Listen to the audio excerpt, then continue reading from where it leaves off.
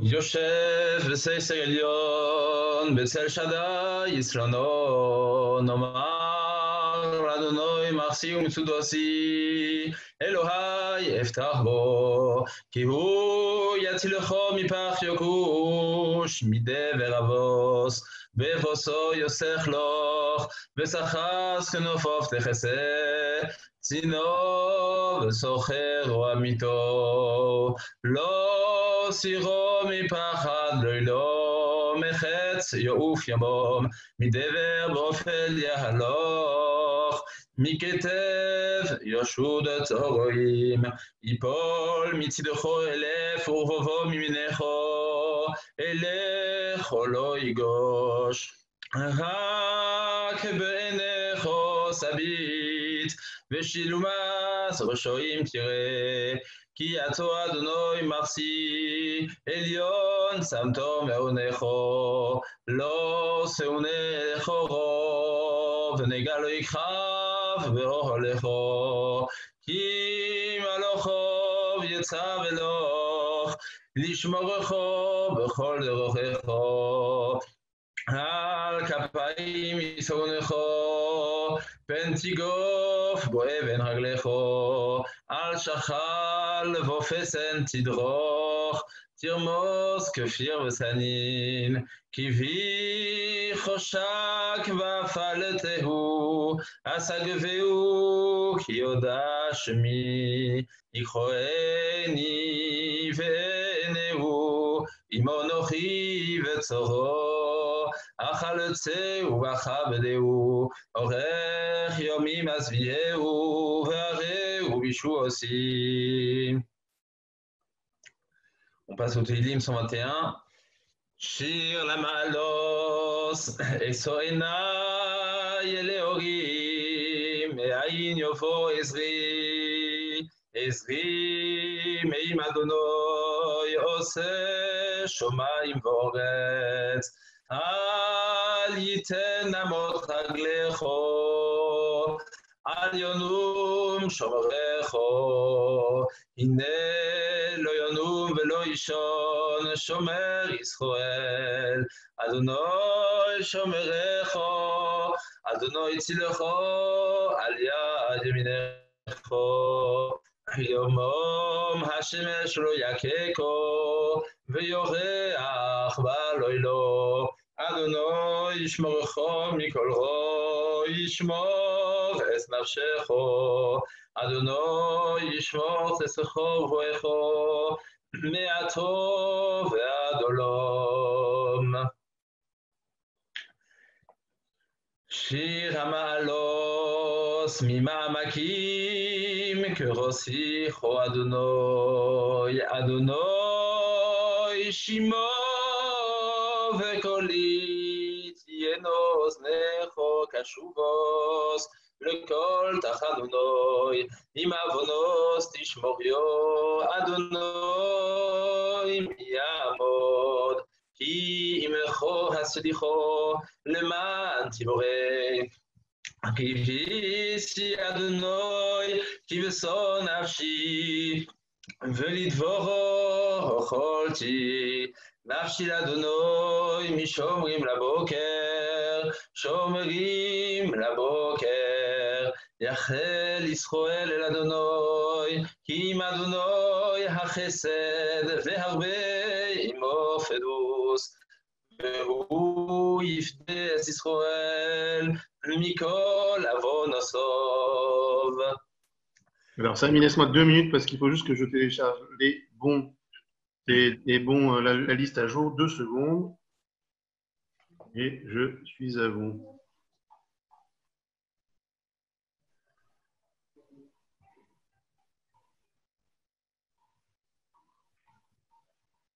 Voilà, on y va.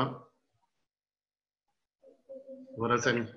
מי שברך אבותינו אברהם, יצחק ויעקב, משה ואהרון, דוד ושלמה, הוא יברך וירפא את החולים, פורטונה בת רחל, מרים בת דינה, משה חי בן רוזט, ניסים בן חנה, רפאל שמעון בן סוליקה, שרה מרים בת איתך, יהושע בן קילה, Shmuel ben Gretel Halevi, Eliyahu Eli ben Mesodi Shoshana, Gérard Fradji ben Miriam, Chaya bat Rumi, Mordechai ben Baya, Nechama Dina bat Tzipora, Pinchas ben Chana, Rachel bat Sarah, Raphaël ben Rachel, Reuven Shmuel ben Mazal, Raphaël Shmuel ben Léa, Sarah bat Denise Rivka, Shimon ben Rivka, Simcha ben Uri Halevi, Simche ben Daniela, Simona Olguta Esther bat Lili Fridele,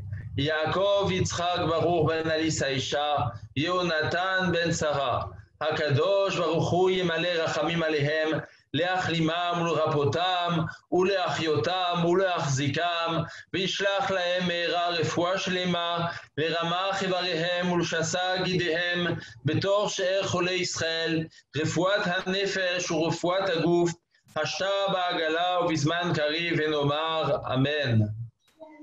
Amen. Merci beaucoup Samy d'avoir été là comme tous les jours et de nous avoir permis d'écouter ces télim. Avec On va passer à David. Claude, est-ce qu'il y a un petit mot d'introduction pour David ou pas? Ou on peut le laisser parler directement? Je veux simplement peut-être le remercier d'être là, mais au-delà de David, je me suis souvenu avant qu'il ne prenne la parole de ses grands-parents que j'ai eu le bonheur de côtoyer pendant des années à l'Esplanade, Monsieur et Madame Chaim Keslassi, qui étaient des piliers. Monsieur Keslassi était un pilier de l'Esplanade, Madame Keslassi de Échelle. Je me rappelais juste combien la soirée de la Mimouna, il y avait Monsieur Keslassi qui, avec beaucoup de respect, demandait si on pouvait nous bénir et il nous bénissait chaque année. C'était un moment tout à fait particulier et de voir la troisième génération qui émane de gens de conviction, de distinction. Pour moi, et de les entendre donner un chiour, on les a vus grandir, on les voit côtoyer nos propres enfants, c'est quelque chose de tout à fait particulier. Eh bien, je pense que c'est aussi ça la bracha, de voir les pères et pérotes, et j'espère que David aura la même joie vis-à-vis de ses petits-enfants et bien au-delà. Merci beaucoup. Et je vois dans la galerie, il y a toute une partie de la famille qui s'affiche. Je vois Paris. Je suppose qu'il y a aussi Sarah, qu'il y a Elias, il y en a d'autres. Voilà, c'est très agréable à travers un Zoom d'être côtoyé et de pouvoir côtoyer des visages amis. Merci beaucoup, David. David, c'est à toi. Merci beaucoup Stéphane, et puis merci beaucoup M. Schmilgard. Vous savez d'abord que je ne peux rien vous refuser et que c'est avec beaucoup de plaisir et c'est un cadeau que vous me faites de pouvoir parler à ce moment-là. C'est d'autant plus émouvant après ce que vous venez de dire. Alors c'est marrant parce que c'est des parachutes sur lesquels ma grand-mère travaillait aussi pas mal, parce que le vendredi soir c'était le moment où elle travaillait les parachutes. Et alors voilà, je voudrais en fait parler au travers de la paracha qu'on a eue cette semaine, je voudrais parler d'un sujet qui m'intéresse beaucoup en ce moment, qui est le Shevet Lévi, qui est une certaine particularité qu'on va essayer de mettre en avant sur le Shevet Lévi. J'espère que vous m'entendez bien, et puis évidemment, si vous avez des questions, vous n'hésitez pas à m'interrompre. David, un tout petit peu plus fort si tu veux bien, et après, ça sera nickel. Je vais me rapprocher. Je disais que si vous avez des questions, évidemment, et si vous avez une incompréhension, vous n'hésitez pas à m'arrêter, à m'interrompre. Alors, voilà, la paracha de cette semaine qu'on a lue donc hier, Shabbat, vous connaissez tous le sujet principal par lequel, évidemment, elle démarre. Donc, c'est cette paracha des Meraglim, ces explorateurs, ces envoyés que Moshe a envoyés en Eretz Kenan, en Israël, pour un peu explorer la terre et venir nous dire de quoi elle est faite, et puis et puis surtout quel est leur regard sur cette terre. Je ne vais pas reprendre tous les détails. Voilà, on connaît cette histoire, elle est enseignée depuis qu'on est tout petit. Elle est très particulière parce qu'évidemment, elle va nous mettre face à nos contradictions en tant que Bnei Israël. Et voilà comment elle démarre. Vous connaissez tous ce premier passouk dans lequel Hachem dit à Moshe, Shlach lecha anashim, envoie pour toi des hommes qui vont, qui vont explorer la terre de Canaan. Asher Anotem Bnei Israël, que je donne aux Bnei Israël. Tout le monde fait remarquer, évidemment, Rashi, voilà, tous les Mefarshim font remarquer, c'est quoi ce Shelach Lecha? Quand on dit à Moshe, envoie pour toi. Depuis quand, on va dire, Hachem donne un ordre à Moshe dans lequel il dit pour toi. Non, en général, Hachem donne un ordre à Moshe, Moshe l'exécute, ou pas d'ailleurs, mais en tout cas, cet aspect-là de pour toi pose question. Et évidemment, Rashi fait remarquer, Shelach Lecha, pour toi, Ledaatra, selon ton avis, ton opinion. Ani ene metzav elecha. Hachem dit, moi, je ne t'ordonne pas. In tirtse shelach, mais si tu le souhaites, envoie des explorateurs. Les fiches Baou Israël v'amrou nishlecha anashim lefanenu. Parce qu'en fait, les Bnei Israël sont venus et ont dit à Moshe, envoyons d'abord des gens pour voir de quoi cette terre est faite avant de pouvoir rentrer, en tout cas de l'attaquer et de la conquérir. Ou Moshe nimlach b'shrina. Rachid dit, voilà, Moshe a pris conseil auprès d'Hachem, auprès de la Shrina, et Hachem dit, Amar, Ani amarti lahem chez Itova. Moi, je leur ai dit que cette terre est bien, il coule le lait et le miel, je l'ai promise à leur père, je l'ai promise à Abraham, Yitzhak et Jacob, cette terre est parfaite, elle est pour eux, elle est faite pour eux, c'est d'ailleurs pour ça que je les sors d'Égypte. Et donc, voilà, moi, j'ai déjà dit ce qu'il y avait à dire sur cette terre. Maintenant, voilà, si vous voulez aller vérifier de vos propres yeux, vous pouvez, dit Hachem. Il y a là-dedans, évidemment, une sorte de mirchol, un piège, quelque chose de pas évident à gérer, dans le fait que Moshe va accéder au souhait des Bnei Israël et envoyer une personne par Shevet. Alors ça qui est intéressant, c'est que il va y avoir une personne par Shevet et on dit Kulab Anashim, Raché Bnei Israël Hema. Voilà, les Mefarshim expliquent. Anashim, c'est un mot de chashivut, d'importance. C'est pas n'importe qui, les gens qui ont été envoyés pour explorer, c'est pas n'importe qui. Raché Bnei Israël Ema, c'est même des gens qui sont à la tête des Bnei Israël, ce qu'on appelle de façon classique des Messiim, des princes, des ministres, des gens qui sont à la tête.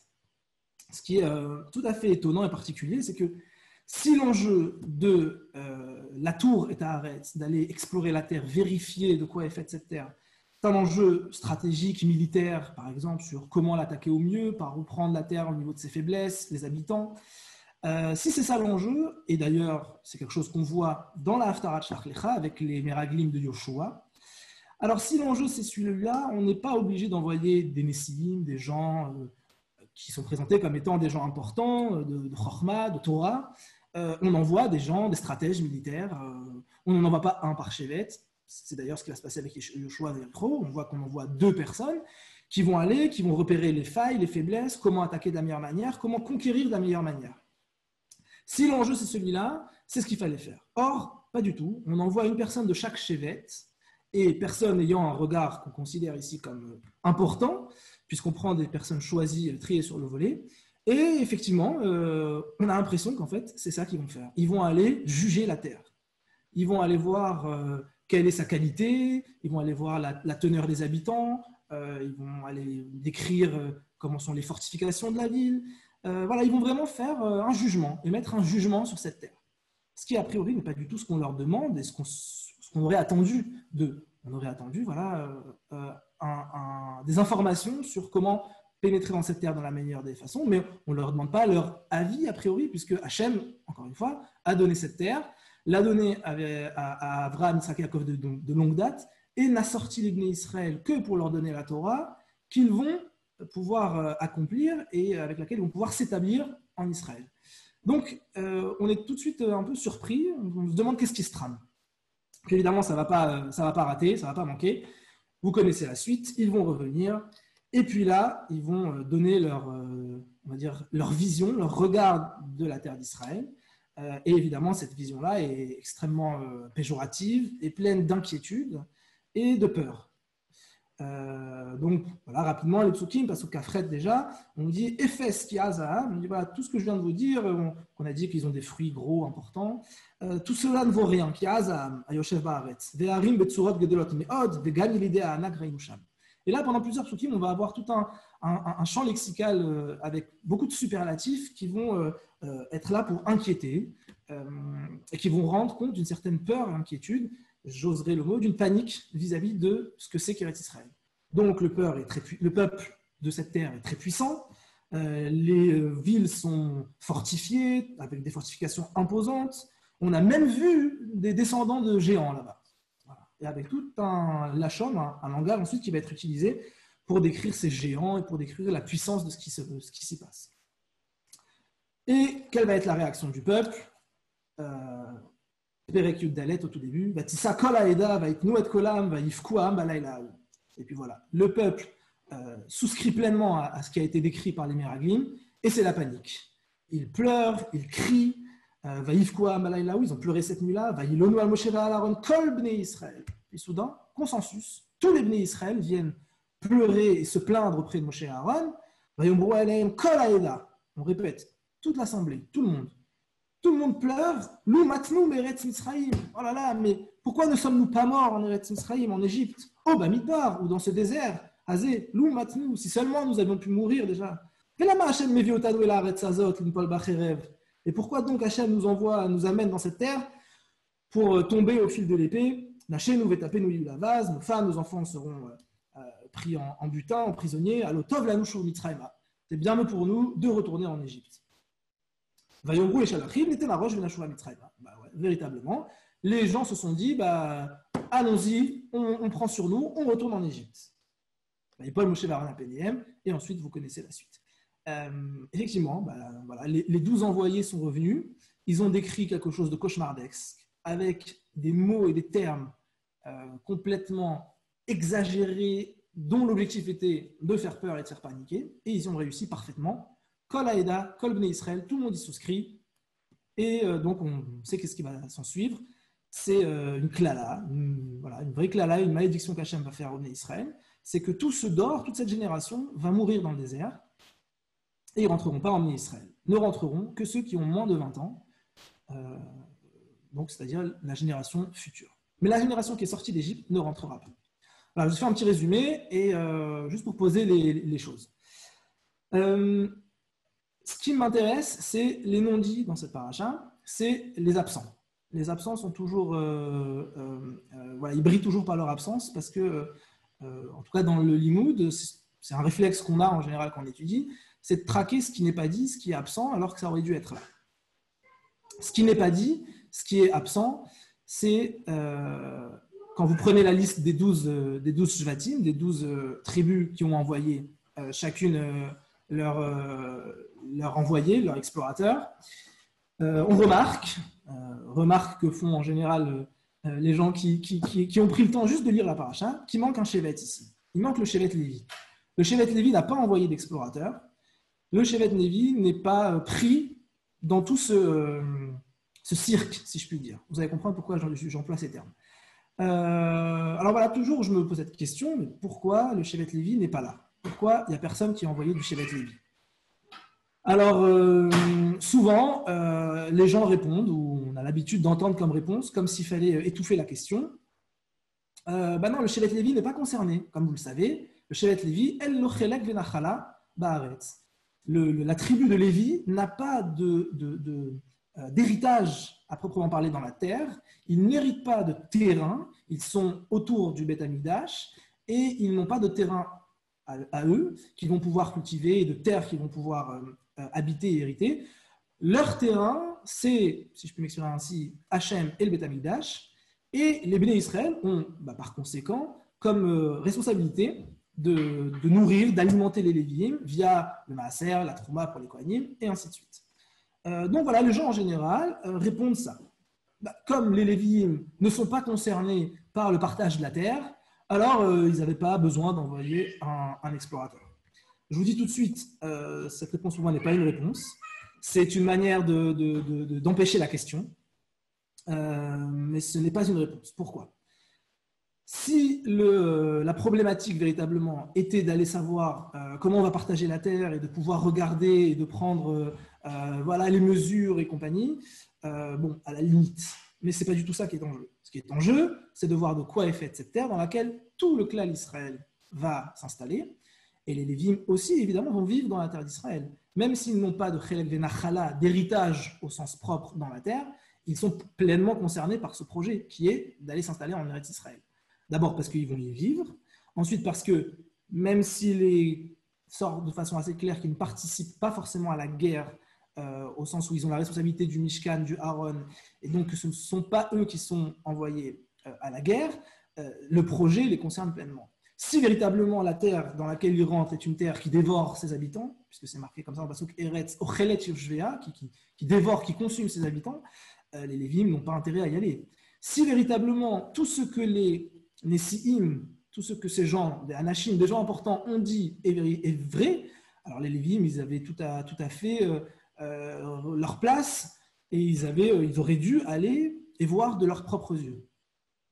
Donc, c'est une question, pourquoi ils n'y vont pas? Pourquoi ils n'y vont pas? Pourquoi ils n'envoient pas un Nassi? Et qu'est-ce que ça aurait pu changer si véritablement ils avaient envoyé quelqu'un?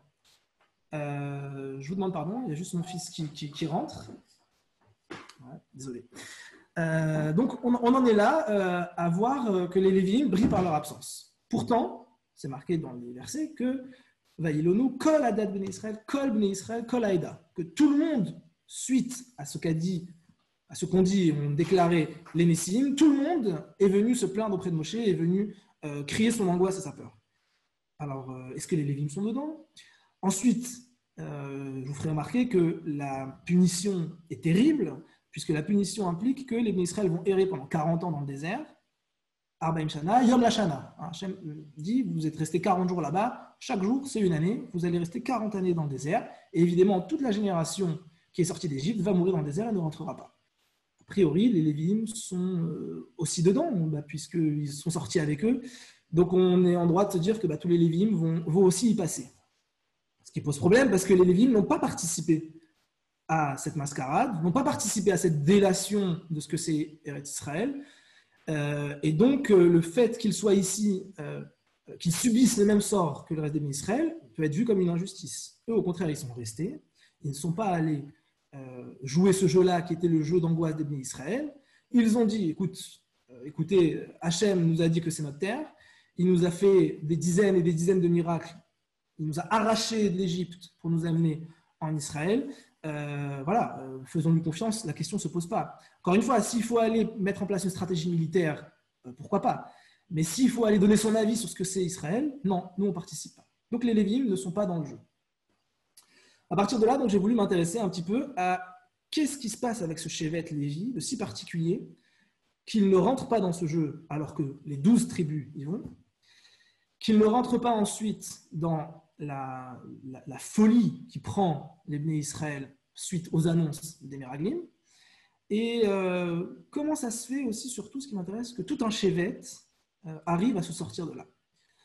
Alors si on remarque, ce qui est intéressant, c'est que Shlach Lecha est au milieu de deux parachiotes clés sur les Lévi'im. J'ai envie de dire que ces trois parachiotes, Be'alotra, Shlach Lecha et Korach, sont fondamentalement les parachiotes qui vont nous dire ce que c'est un Lévi, ce que c'est le Shevet Lévi. Be'alotra, évidemment, vous pouvez reprendre des pasouks, tout le début de Be'alotra présente ce que c'est les Lévi'im et nous présente comment on va les introniser les Lévi'im. On n'a pas forcément le temps de reprendre tous les psukim, mais vous verrez qu'il y a tout un processus qui s'apparente à une sorte de, je dirais presque une guéroute, presque une sorte de conversion, de sortir les Lévi'im de ce qu'ils sont pour les amener au service d'Hachem. Ils vont être trempés, ils vont être lavés, ils vont être balancés. Tous les Bnei Israël vont appuyer leur tête sur eux. C'est une façon de transférer leurs fautes sur eux. Puis les Lévi'im vont transférer les fautes sur les corbanotes qui vont être amenés. Il y a tout un processus hyper détaillé dans lequel on voit que les Lévi'im adviennent en tant que le Shevet qui va servir Hachem, qui va être réservé au service d'Hachem, au Mishkan, et qui va être ce que je vais appeler les élus parmi le peuple élu. C'est-à-dire qu'on a les Bnei Israël qui sont un peuple Goy Mikerev Goy, c'est un peuple entier qui a été arraché des Mitzrim, qui a été arraché à un autre peuple pour devenir le peuple d'Hachem, Mamlechet Kohanim ve Goy Kadosh, un peuple de prêtres, d'hommes élevés, et Goy Kadosh, voilà, un peuple différencié. Et au sein des Bnei Israël, il y a ce que j'appellerais une surélection, qui est l'élection des Lévi'im.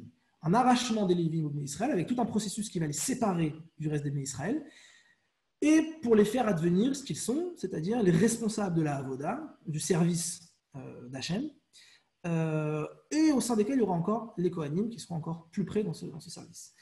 Donc Béalotra va mettre en place ça. C'est ça le Shevet Lévi, c'est leur devenir, c'est leur destin d'être ceux qui servent Hachem. Du coup, ils vont être privés d'autres prérogatives que les Bnei Israël ont, et les Bnei Israël vont avoir à charge de remplir certains rôles pour les Lévites. La parashat Shlach Lecha présente l'absence de la participation des Lévites à cette folie qu'est les Meraglim et ce qui s'ensuit. Et la parashat Korach va présenter ce que j'appellerais une réaction à Shlach Lecha. Je vais m'en expliquer plus loin.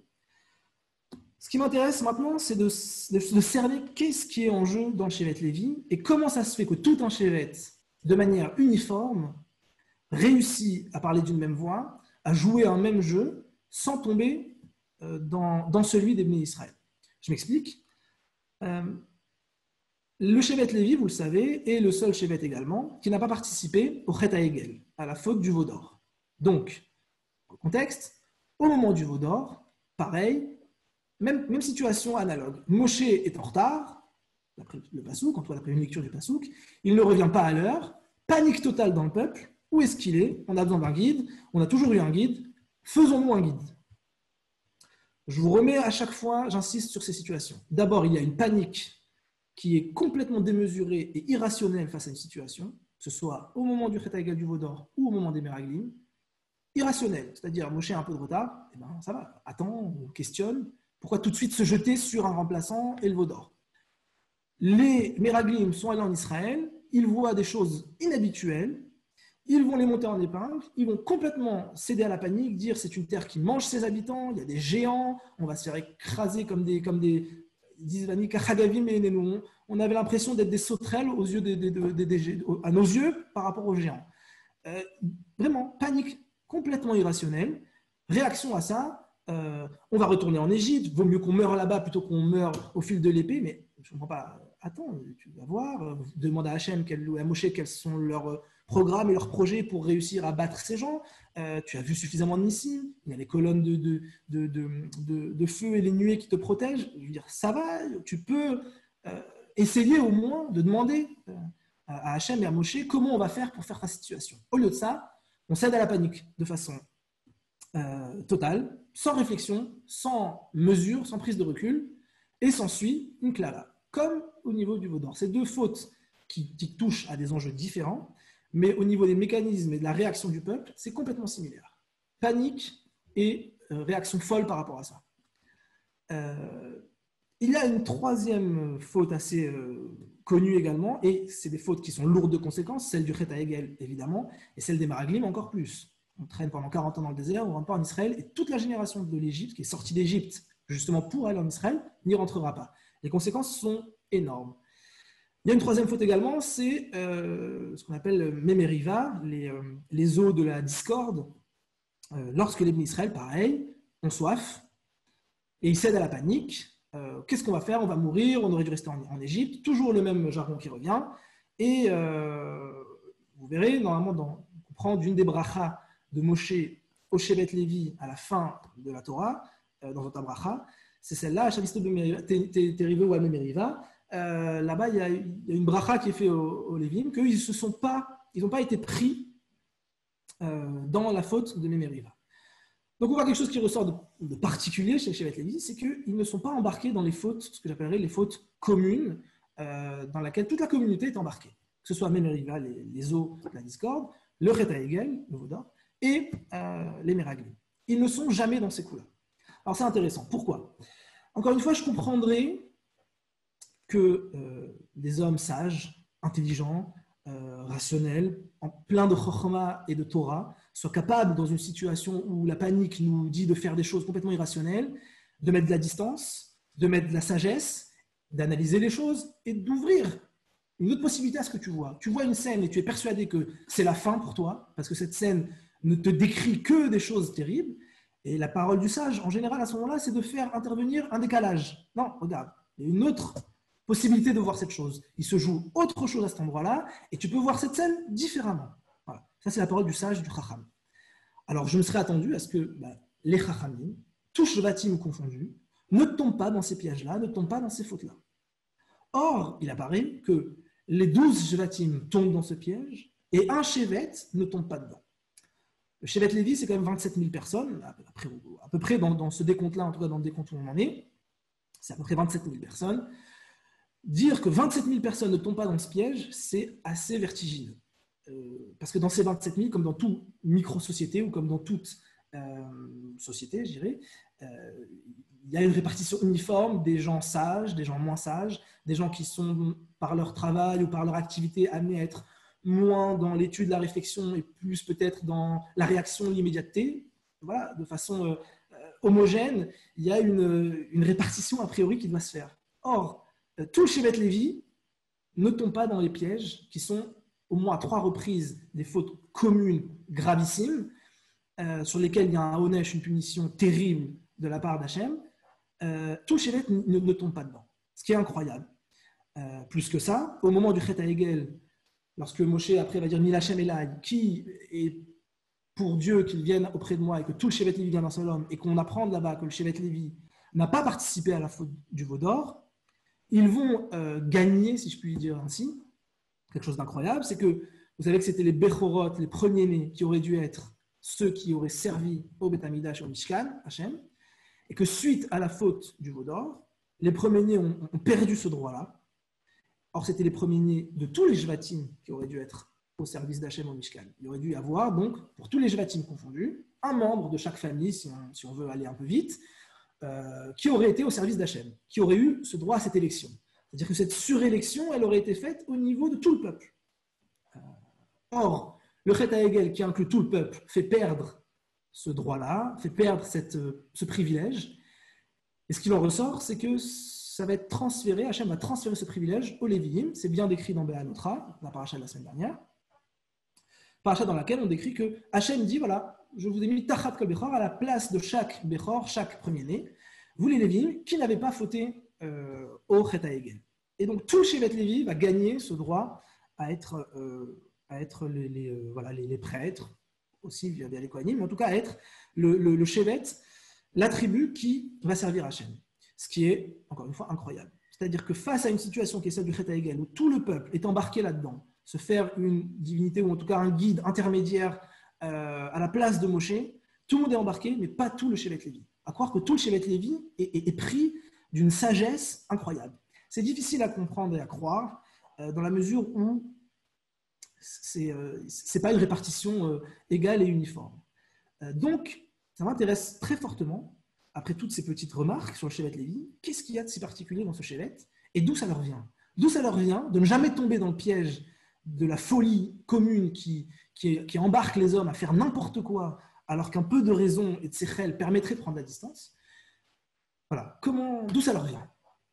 Alors, je vais vous ramener une Gemara qui est pas très connue, en tout cas que moi je ne connaissais pas avant de me plonger dans cette problématique, et que Rashi rapporte à demi-mot dans Shlach Lecha, dans Perek Yud Dalet, le chapitre 14, au Passouk 29, Passouk Kaftet. Vous verrez, il y a un passouk assez intéressant. Hachem dit, donc c'est au moment où Hachem fait la malédiction, voilà, annonce le Onesh, la punition que vont subir les Israël. Il dit, voilà, Bamidbar Azé, dans ce désert-là, Yipelu Pigrechem, tomberont vos cadavres, littéralement. Vechol Pekudechem, Lechol Mispachem, Iben Esrim Shana Bamala, Asher Alimitem Alay. Et tous ceux qui sont comptés dans vos comptes comme ayant plus de 20 ans, comme ayant 20 ans et plus, Asher Alimitem Alay, qui sont venus se plaindre sur moi, pleurer sur moi, ou que vous avez fait pleurer sur moi, pour être plus précis dans la traduction.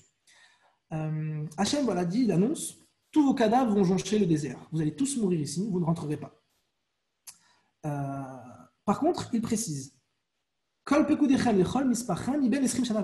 tous ceux qu'on compte parmi vous dans les comptes à partir de 20 ans.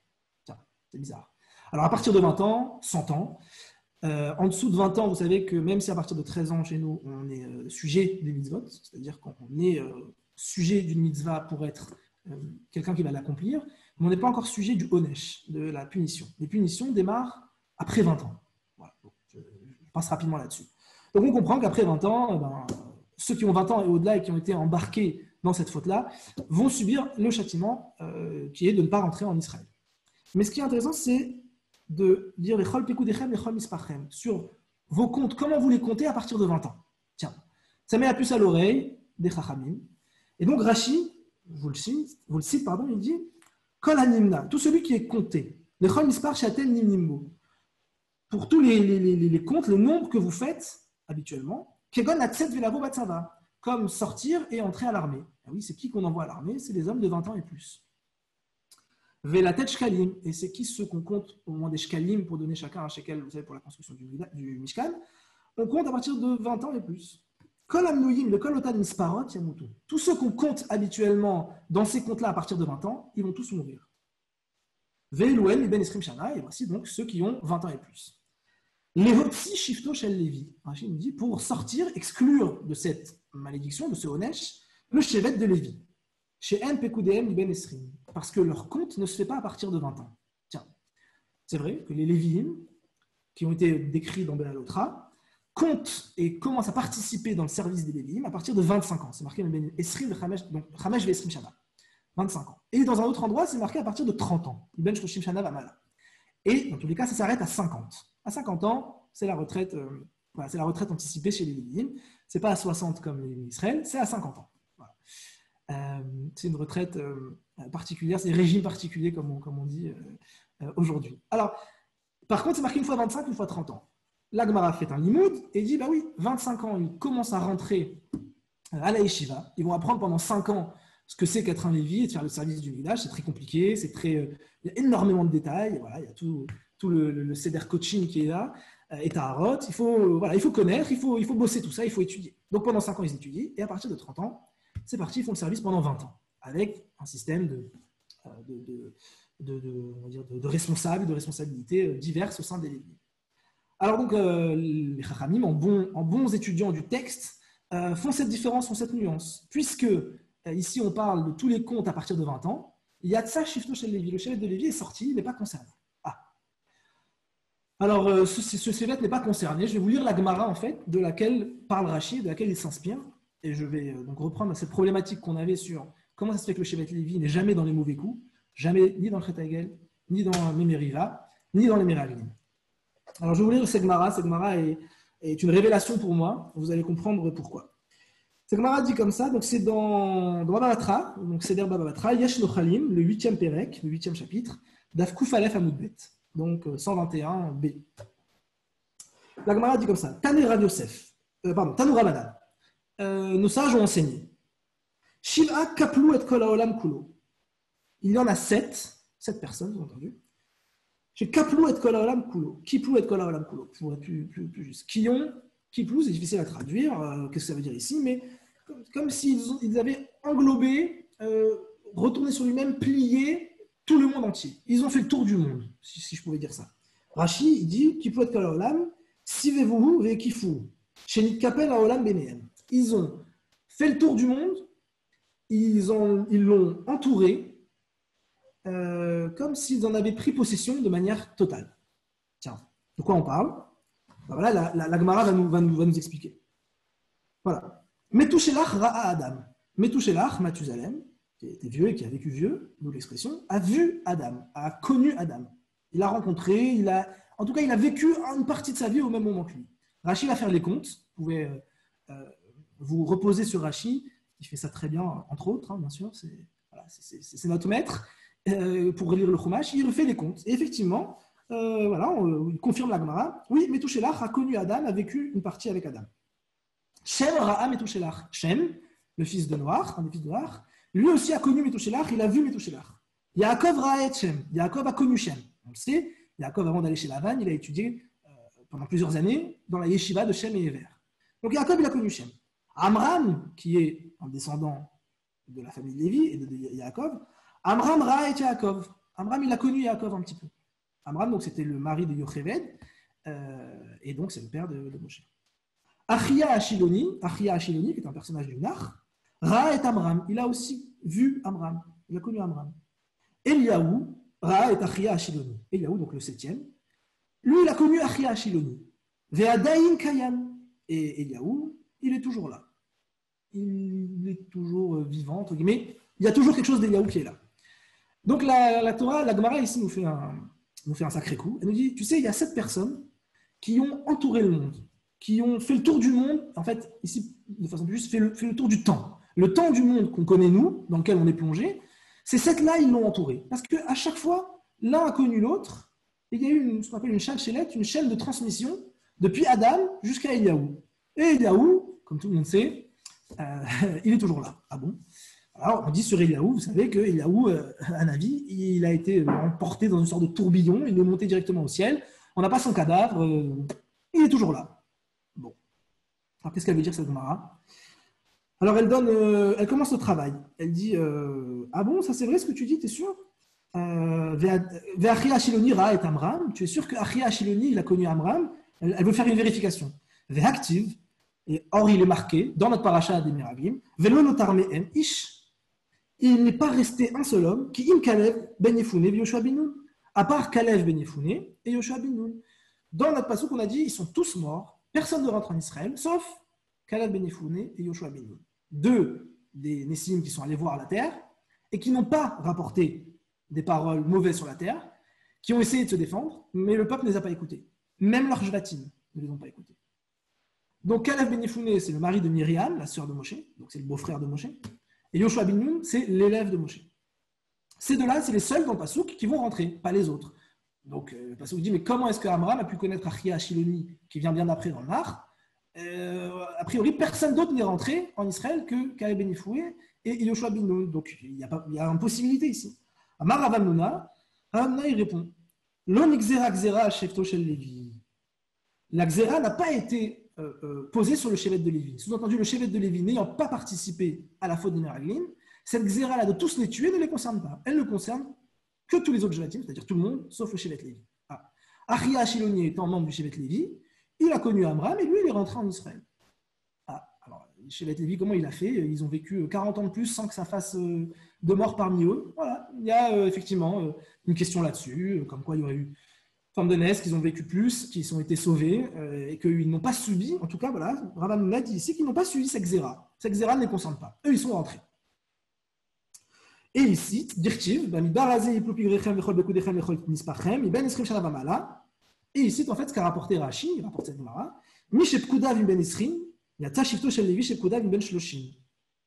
donc, on ne parlait donc que de ceux qu'on compte à partir de 20 ans, tous les autres Jvatim. Le Shevet Lévi, qu'on commence à compter à partir de 30 ans, n'est pas concerné. Donc, eux, ils rentrent en Israël, et ils ne subissent pas donc, cette xéra-là. Chose incroyable, la Gemara nous a dit ça. Voilà. Ensuite, la Gemara s'arrête et embraye sur une autre problématique, mais ça s'arrête là. Alors, elle est incroyable, cette Gemara. Elle vient nous dire le Shevet Lévi n'est pas concerné par les Meraglim, donc elle nous le confirme, ce qu'on avait pu un peu sentir dans les psukim, elle nous le confirme. Et, chose incroyable, les membres du Shevet Lévi, puisque dans les 7 qu'on a nommés, donc il y a Adam, Methuselah, Shem, Yaakov, Amram, Achia Shiloni et Eliaou. Il y a quelque chose qui a été transmis depuis Adam et qui est transmis à chaque fois, depuis Adam jusqu'au Shevet Lévi par Amram, ensuite Achia Shiloni et Eliaou. Et on dit Eliaou il est Kayam, c'est toujours là. Quelle est cette chose-là qui a été transmise depuis Adam et qui fait que, on dit, les Chachamim disent, tu sais, ces 7-là, ils ont fait le tour du monde, ils ont fait le tour du temps. Comme si eux, ils ont réussi à être mékifs, à englober, à faire le tour des enjeux du monde. Et ben, c'est transmis, ça a été transmis jusqu'à aujourd'hui, puisque Eliaou est toujours là. Alors, il faut donner un petit peu du sens et d'explication à ça.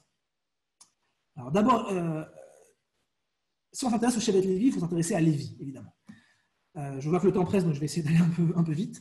Shimon et Lévi, si on s'intéresse un peu à eux dans le Chumash, ils n'ont pas bonne presse. Shimon et Lévi, vous savez que c'est ceux qui ont, à la suite du viol de Dina, leur sœur, par Shrem, et Hamor, son père, ils ont fait tout un stratagème pour affaiblir Shrem et sa ville.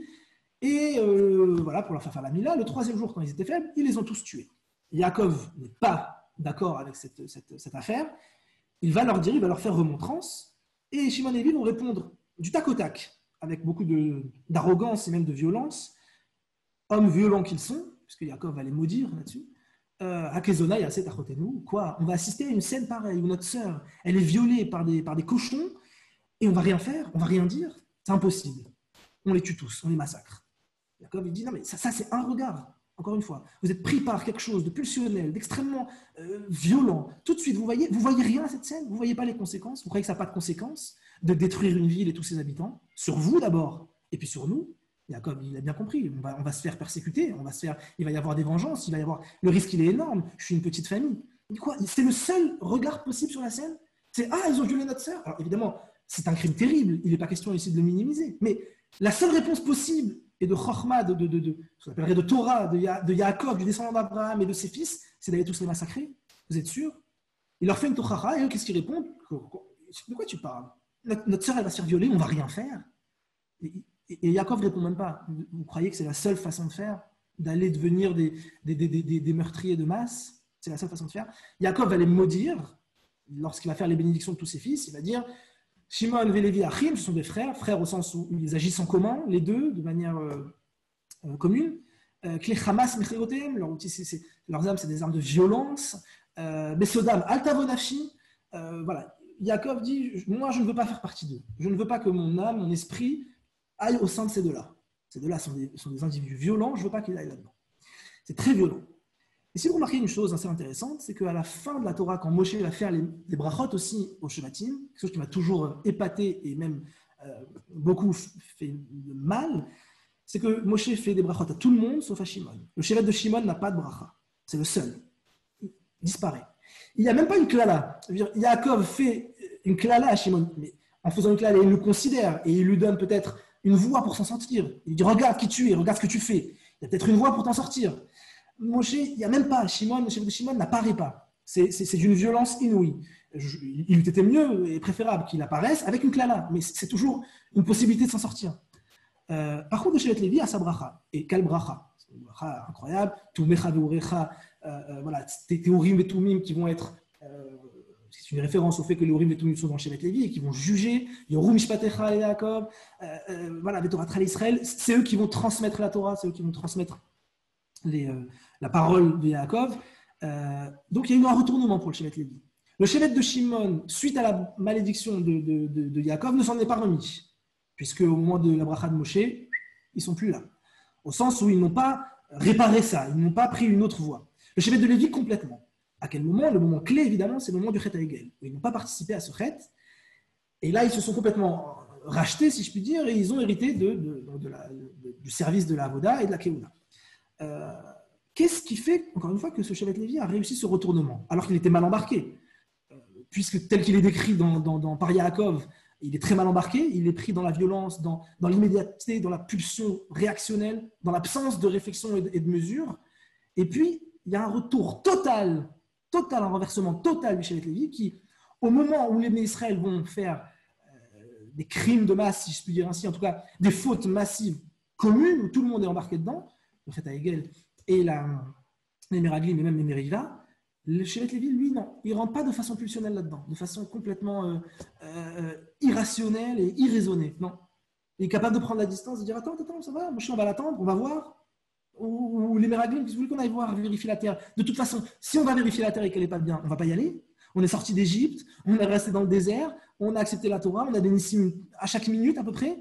Et on ne va pas rentrer en Israël parce qu'ils nous font peur. Évidemment qu'ils vont nous faire peut-être peur, on va faire la guerre, on n'est pas un peuple très armé.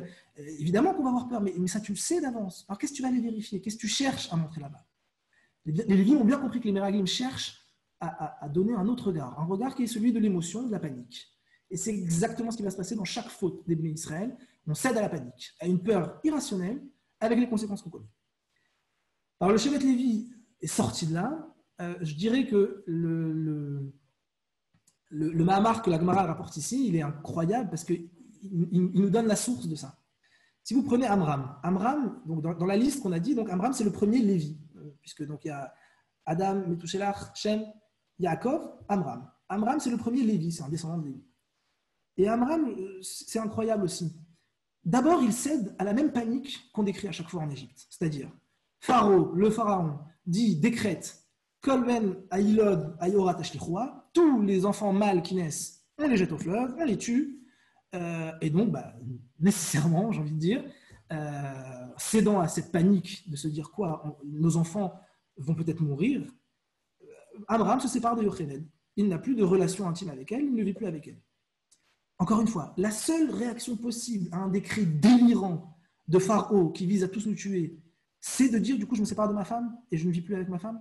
C'est la seule voie possible. Myriam va venir et va dire à son père, non mais ça ne va pas. Paro, il a été gozer sur les srarim, sur les mâles, et toi, tu vas annihiler tout le monde. Tu ne penses même pas à la possibilité d'une fille, par exemple. Mais en disant ça, elle lui ouvre les yeux sur autre chose. Et peut-être ce ne sera pas une fille, ce sera un garçon. Et alors, il n'y a aucune possibilité qu'Hachem le sauve. Il n'y a aucune possibilité de s'en sortir. La seule possibilité, quand Pharaon il décrète ça, c'est de s'arrêter de vivre. Stop, on ne vit plus. Il y a quelque chose d'extrêmement fou dans la réaction d'Amram, de se séparer de sa femme. Mais à la suite de la parole de Myriam qui lui ouvre les yeux, Amram revient. Et ça, c'est extraordinaire. Ça, c'est exceptionnel. C'est que Amram, il est toujours dans la tradition de Lévi et Shimon de réagir de façon, on va dire, immédiate, pulsionnelle à ce qui se passe. On cède à la panique, on cède à l'émotion tout de suite, on ne fait plus, on se sépare de sa femme s'il faut. Mais il est capable d'entendre la parole de Myriam. Il a près Yaakov. Dans la parole de Myriam, il y a une parole de Yaakov ici, de Torah, qui est de dire, mais regarde différemment. Décale-toi. Il y a une façon de voir autrement. On peut avoir une fille, tu sais. Et si tu as un garçon, peut-être qu'on pourra le sauver. Et c'est ce qui se passe. Amram va accepter la Torah de sa fille. Il va retourner avec sa femme, il va voir Moshe, et avec la suite qu'on connaît. Et là, à partir de ce moment-là, ce que Amram a compris, ce qui a été intégré, va être entièrement donné dans Shevet Lévi en permanence. Ça va être transmis. Moshe, évidemment, qui va être capable d'avoir un autre regard sur ce qui se passe en Égypte et sur ce qui se passe au Trône d'Israël, et qui va donc devenir ce qu'on sait. Et un des descendants, ce que la Gemara nous dit d'Amram, c'est Achia Shiloni. Il a connu Amram. Ah, il a connu Amram. Mais alors, il l'a vu. En plus, il dit Ra'a. Ça veut dire quoi? Il l'a vu. Il l'a vu très bien. Et alors, dire qu'il l'a vu veut dire qu'il a vu cet homme, sa façon de vivre, il l'a connu au sens où il a pu en tirer les préceptes. Et dans cette chalchelette qui fait que ces 7 personnes-là ont entouré tout le monde, ont pris le monde entier, c'est-à-dire, ils ont été capables d'avoir une compréhension globale de ce que c'est le monde, les humains, et de ce que la Torah permet de comprendre, et ça s'est transmis. Et tu sais, Achia Shiloni, il a connu Amram. Et il lui a appris ça. Et il l'a bien compris. Et tout le Shevet Lévi a bien compris ça d'Amram. Et ainsi de suite après Achia Shiloni et Eliaou. Alors c'est intéressant. Parce que nous, maintenant, je terminerai là-dessus. Je suis désolé, je sais que j'ai pris un peu trop de temps. Je terminerai là-dessus. Eliaou. Je me suis refait la remarque. Eliaou, il est du Shevet Lévi. Parce qu'effectivement, tous ceux qu'on a cités à partir de Amram sont du Shevet Lévi. Mais Eliaou, il est du Shevet Lévi. Parce que nous, aujourd'hui, d'abord, on ne vit pas comme ça. On sait bien qu'on a des sages parmi nous, des Tamid et Chachamim, qui sont tous membres de différents shvatim, de différentes familles. On n'a pas un seul shevet qui concentre toute la sagesse ou toute la Torah. C'est jamais comme ça. Donc on ne connaît pas cette situation où tout un shevet d'une seule voix est capable de vivre une seule et même chose, alors que tout autour de lui se vit l'inverse. 11 shvatim qui vivent l'inverse, 600 000 contre 27 000, et on est capable de se tenir à ça, à une parole qu'on a entendue et qu'on continue et qu'on maintient de génération en génération. Ça, malheureusement, aujourd'hui, on ne connaît pas ça. Tous les shvatim sont mélangés, on est nous-mêmes mélangés entre eux. Alors, c'est ça qui m'a intéressé. Qu'est-ce que je peux apprendre de ça? C'est que Eliaou, justement, il y a marloquette, il y a discussion, controverse pour savoir Eliaou de quel shevet il est. Il y a une marloquette dans la Gemara pour dire est-ce que c'est de Gad ou de Binyamin. On amène des psukim pas très probants, il faut le dire. C'est une marloquette entre deux Tanaïm pour savoir est-ce qu'il est shevet Gad ou Binyamin, pas sûr. Mais il y a une autre memra qui dit, une troisième, il dit non, tu sais, c'est ni Gad ni Binyamin, c'est Lévi, évidemment, parce qu'on dit que Pinchas ou Eliaou, on dit que Eliaou c'est Pinchas. On le chante d'ailleurs dans les Brit Milot et tout. Donc Pinchas, évidemment, c'est un Kohen du Shevet Lévi. Ah. Alors c'est intéressant, parce que je pense que ça cristallise bien ce que j'essaie de dire, c'est qu'à partir de Eliaou, et la Gemara dit Eliaou Kayam. Ça veut dire Eliaou Kayam. Personnellement, je ne connais pas Eliaou, je ne l'ai jamais rencontré, aucun de vous. Ça veut dire Kayam. Dans Eliaou, par Eliaou, tout ce qui a été transmis depuis Adam, cette compréhension globale du monde, qui est passée par Yaakov, par Amram, cette compréhension fondamentale du monde, elle est passée jusqu'à Eliaou et elle est Kayam encore aujourd'hui. Eliaou lui-même, on ne sait pas trop sur quel shevet il est, comme s'il était sur tous les shvatim, il est sur au moins 3 shvatim différents. Façon de dire que Eliaou lui-même a pu transmettre ça à tous les Bnei Israël. Quoi? Ça? C'est quoi ça? C'est que quand le clan Israël est en proie à un désir de faute ou à une situation qui l'amène à fauter parce qu'elle cède à la panique, à chaque fois qu'il y a une faute grave des Bnei Israël, c'est ça. C'est une panique, c'est une crainte, c'est une peur irraisonnée. À chaque fois, il y a un shevet, c'est le shevet Lévi, en tout cas, il y a la parole du shevet Lévi, qui est toujours Kayam, dit la Gemara, puisque Eliaou est toujours Kayam. Cette parole-là, elle est toujours là, qui est censée nous ramener à la raison et nous proposer un autre regard sur ce qui se passe, un décalage. Le Shevet Lévi, il voit toute cette folie, il se décale. Il dit non, non, non, non, vous nous avez rapporté des paroles terribles, terrifiantes sur ce qui passe en Israël. Non, on n'y croit pas. Ou peut-être il y a des choses difficiles. Mais ça va, il y a Hachem avec nous. Il va nous faire rentrer. Mais on n'a pas besoin de souscrire à ce que vous dites. Ce n'est pas parce que vous le dites avec force et avec emphase et avec une telle inquiétude et une telle crainte qu'on doit y croire et y souscrire. Non, on peut avoir un recul. Et ça, c'est la force du Shevet de Lévi, c'est ce qui fait qu'ils ne tombent jamais dans les fautes du démon Israël. C'est ce qui fait que la Gemara dit, eux, ils ne sont pas concernés par la Xéra, ils rentrent en Israël. Ah oui, tout le Shevet de Lévi avec 40 ans de plus, ouais, ils rentrent tous. Et tu sais, après, quand ça arrive à Eliaou, c'est partagé par tout le clan d'Israël. Tout le monde l'a ça. C'est le sens de cette Gemara, à mon avis. Voilà, c'est un peu ce que je voulais vous dire. Je n'ose faire des parallèles avec ce qu'on vit depuis plusieurs mois. Je laisse à chacun le loisir de prendre ce recul-là. Ce que nous a appris le Shevet Lévi et ce que nous ont appris nos maîtres depuis Adam Arishon, d'après cette Gemara. Et puis, je vous souhaite à tous, avec quelques heures d'avance, un Chodesh Tov. Et puis, évidemment, une guérison totale et complète à Maurice et à nos malades. Chodesh Tov avec un peu d'avance. Et puis, encore merci beaucoup de m'avoir donné la possibilité de partager avec vous cette Torah. Évidemment, s'il y a des questions, je suis là, j'ai le temps, mais je ne voudrais pas abuser du vôtre. Alors David, je suis pas sûr que tu aies vraiment le temps. Je crois qu'on t'attend pour un match de foot là. C'est comme ça, oh là là. On a eu des indices. En tout cas, merci beaucoup David d'avoir été avec nous. Merci à toi, merci à vous. Les amis, je vous rappelle ce soir 21h Kaout pour des champions avec les challengers, la famille Netter qui jouera évidemment, j'imagine. C'est les challengers du jour. D'ici là, je vous souhaite une bonne soirée et je vous dis à demain. Bonne soirée. Bonne soirée, au revoir. Merci Samy, merci Claude, merci à tous. Au revoir, merci beaucoup.